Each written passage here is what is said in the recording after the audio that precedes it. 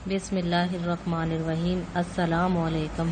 آج میں لائی ہوں آپ کے لیے قیمہ بھرے بیسن کے نان بنانے کی ترتیب، لیکن بتانے سے پہلے آپ سے گزارش ہے کہ اگر آپ نے ابھی تک ہمارے چینل صبا کچن کو سبسکرائب نہیں کیا تو اسے سبسکرائب کر لیں اور ساتھ میں لگے بیل آئیکن کو دبائیں تاکہ ہر نئی آنے والی ویڈیو کا نوٹیفیکیشن آپ کو ملتا رہے۔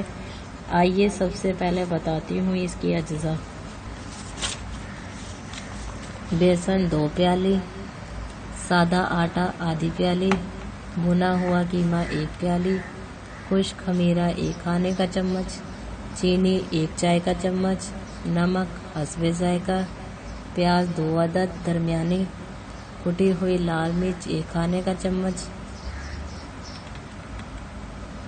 ثابت دھنیا 1 کھانے کا چمچ، سفید زیرہ 1 کھانے کا چمچ، انار دانہ 2 کھانے کے چمچ، دودھ آدھی پیالی، ہری مرچیں 2 سے 3 عدد، ہرا دھنیا آدھی پیالی، کوکنگ آئل حسب ضرورت۔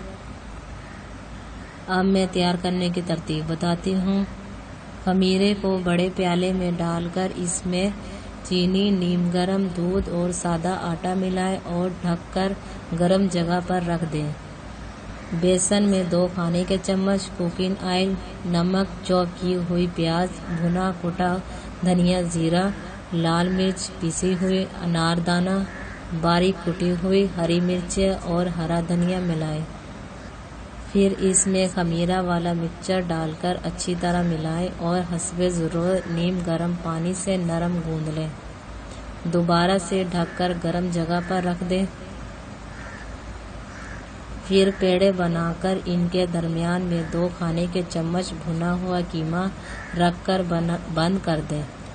احتیاط سے روٹی سے تھوڑا موٹا بیل لیں اور گرم توے پر دونوں طرف سے سنہری ہونے تک سینک لیں۔